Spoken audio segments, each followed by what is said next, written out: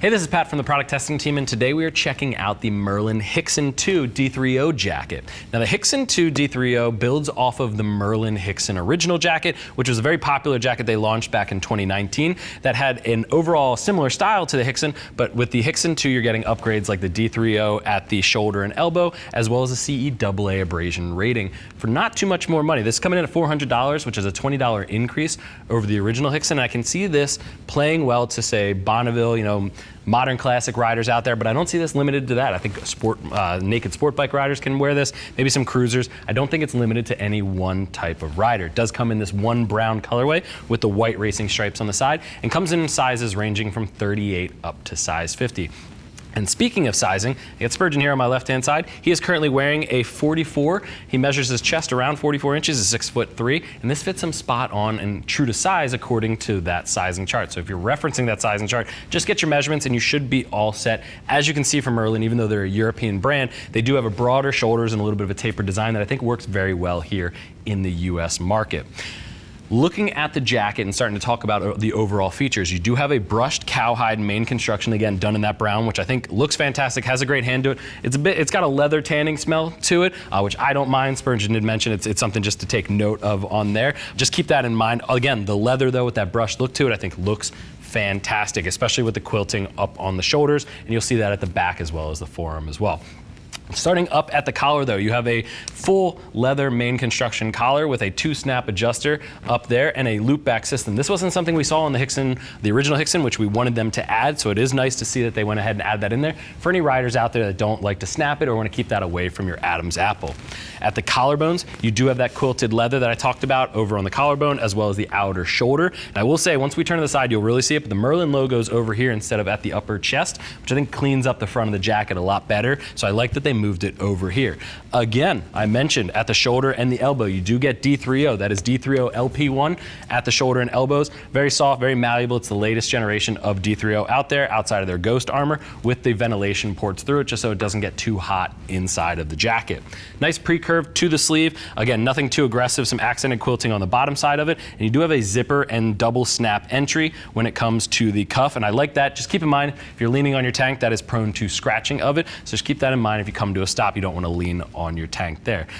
Looking at the chest though, we have a YKK main zipper entry as well as 2 direct intake vents up at the upper chest. And if you'll notice, there are 2 zipper garages at either side, which wasn't on the original. I like that. Helps keep those zippers from flapping around in the wind if you have them closed. 2 hand warmer pockets at each lower side, as well as a Velcro cover for the lower zipper so it doesn't scratch your tank in the riding position. Spurge, if you can go ahead and face the side and hit that riding position for me. Again, you'll see that Merlin logo I mentioned. That's on both shoulders, left and right. I do like that addition. Again, moving it from the chest over to the shoulders, I think that's a great add, and you can see those white stripes at the side as well. Looking at the side of the body, there's no stretch or anything like that, which is a complaint of mine. Maybe a little bit of a gusset or any stretch up at the upper shoulders, just to help with the comfort. There's not much of a range of motion. Spurge, if you kind of reach your arms forward and back, there's not much of a range of motion issue on there, so I do like that. That's a well-designed jacket from Merlin. Just keep in mind there's no sort of stretch panels or anything. You do have 2 vents at each side, 1 on each side. That is an intake vent, but also it acts as an exhaust vent if you're not going at higher speeds. That's a nice little addition, as well as 2 snap adjusters at the side of the hip. Spurge, you can go ahead and face the back for me here.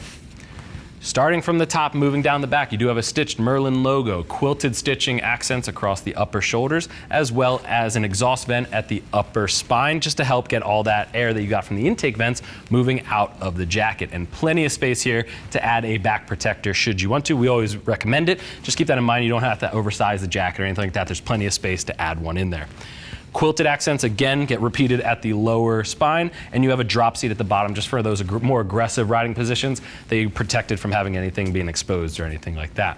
Go ahead and spin around for me, Spurgeon, and open up. Let's get a picture of the inside of this jacket here. One thing I'll note here too is you do have a nice wind guard in here, which helps out if you're riding this in the cooler months, because again, it is still a leather jacket. It's going to be a little bit hotter in the summer, so it can go into the cooler months, and you do get a 100-gram thermal vest liner. It's not a full sleeve, it's a vest liner on the inside that they added in there. Mesh interior up against the leather just to help promote some air if you are riding in the summer, and you do have access pockets on the left-hand side going through the liner in case you need to stash your wallet or your phone or things like that.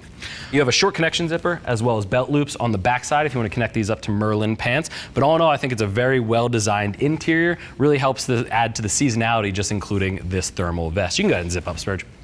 There you have it. The Merlin Hixon 2 is a fantastic option. I think a great successor to the original Hixon that I think they did a great job in taking some feedback from what customers were saying, adding it into the new jacket while only increasing the price $20. I think this is a great add to their line. But if you have any other questions or if you want to see what other riders are saying, click that info button. That'll take you over to the product page where you can read other rider reviews and see what other riders are saying about the Hixon 2 D3O. If you still have questions, reach out to our customer service team. They're all riders and they're happy to help make sure you're all set for your next ride. I want to thank you for joining Spurgeon and I and taking a look at the Hixon 2 D3O jacket from Merlin.